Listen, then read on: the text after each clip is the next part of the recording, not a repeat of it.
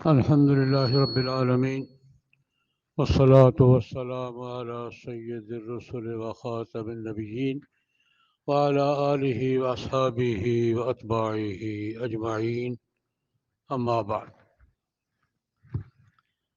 جمعہ کی نماز ہم پڑھتے ہیں نا، تو جمعہ میں ایک تو اذان ہے،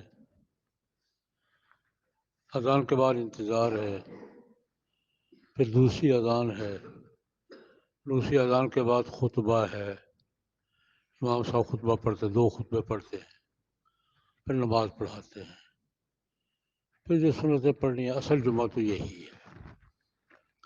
یہ پہلی اذان دوسری اذان کے درمیان یہ جو واز ہوتا ہے، یہ کہاں سے آیا ہے؟ رسول اللہ صلی اللہ علیہ وسلم کے زمانے میں نہیں تھا،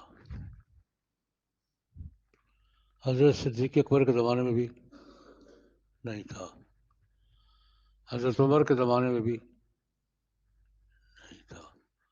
وہی خطبہ ہوتا تھا، 2 خطبے جو عربی پڑھتے ہیں اور نماز ہوتی ہے۔ جمعہ کے لوازمات کیا ہے؟ 2 عربی خطبے اور نماز۔ یہ ہم تو پہلی اذان کے بعد اور دوسری اذان سے پہلے کہ ہم تقریر کرتے ہیں نا، خطیب صاحب کی مرضی ہے 15 منٹ کرے یا 2 گھنٹے کرے، یہ کہاں سے آئی؟ کیوں بھائی؟ یہ حضرت ابو ہریرہ رضی اللہ تعالیٰ عنہ نے شروع کی تھی۔ حضرت عثمان رضی اللہ تعالیٰ عنہ کی خلافت کے زمانے میں لوگ تو مسجد میں جمعہ والے دن جلدی آنا ثواب کی بات ہے، اجر کی بات ہے، آ جاتے تھے جلدی، جتنا جلدی آئے گا اتنا جلدی ثواب ہوگا، اتنا زیادہ ثواب ہوگا۔ حضرت عثمان رضی اللہ عنہ خطبے کے لیے اپنے وقت پہ آتے تھے، امام نے خطبے کے لیے اپنے وقت پہ آنا ہے۔ درمیان میں لوگ بیٹھتے تھے، نفل پڑھتے تھے، خاموش بیٹھے ہوئے ہیں، تلاوت کر رہے ہیں۔ تو حضرت عثمان رضی اللہ تعالیٰ، حضرت ابو ہریرہ رضی اللہ تعالیٰ عنہ کو خاص ذوق تھا ان کا حدیثیں سنانے کا۔ جہاں موقع ملا کو حدیث سنا دی، یاد بھی بہت تھی، بیان کا ذوق بھی بہت تھا۔ تو حضرت عثمان رضی اللہ عنہ سے درخواست کی اجازت ہو تو لوگوں کے جمع ہونے کے بعد آپ کے آنے سے پہلے امیر المومنین جب تشریف لاتے تھے، پھر دوسری اذان ہوتی تھی اور اذان کے بعد خطبہ ہوتا تھا۔ اتنا بھی لوگ پیسے بیٹھے ہوتے ہیں، اجازت ہو تو کچھ حدیثیں سنا دیا کرو، تو بس سنا دیا کرو۔ یہ ہے جمعہ کی تقریر کا آغاز۔ لوگ آ جاتے تھے، حضرت عثمان رضی اللہ تعالیٰ عنہ کے آنے سے پہلے حضرت ابو ہریرہ رضی اللہ عنہ کو 2 4 5 10 جتنا موقع ملتا تھا حدیثیں سناتے تھے۔ اس بنیاد پر ہمارے ہاں یہ اس لیے ہے، ایک تو اس وجہ سے کہ حضرت ابو ہریرہ کا معمول تھا، صحابہ کرام کے دور میں ہوتا تھا، خلیفہ راشد حضرت عثمان کی اجازت تھی، تو ہمارے ہاں یہ بھی دلیل ہے نا، صحابہ کا اتفاق، خلیفہ راشد کا حکم، صحابہ کے دور میں کسی کام کا ہونا، یہ بھی ہمارے کسی کام کے شرعی ہونے کی کیا ہے؟ دلیل ہے۔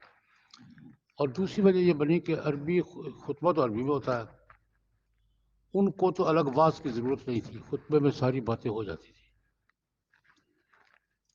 عربوں کو عربی خطبے کے بعد کسی اور چیز کی ضرورت ہے؟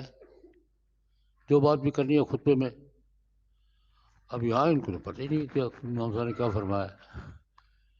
ان کو واضح و نصیحت کے لیے حضرت ابو ہریرہ کی اس سنت سے فائدہ اٹھا کر یہ ہمارے ہاں یہ ترتیب بنی کہ جمعے سے پہلے کچھ 8 پौن گھنٹے کا واز بھی ہو جایا کرے۔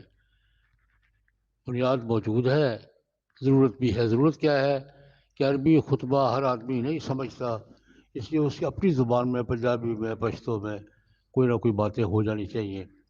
یہ ہمارے ہاں فقہا نے اس کا اجازت دی۔ لیکن اب بھی آپ جائیں گے یو پی کے علاقے میں تو جمعے سے پہلے تقریر نہیں ہوتی۔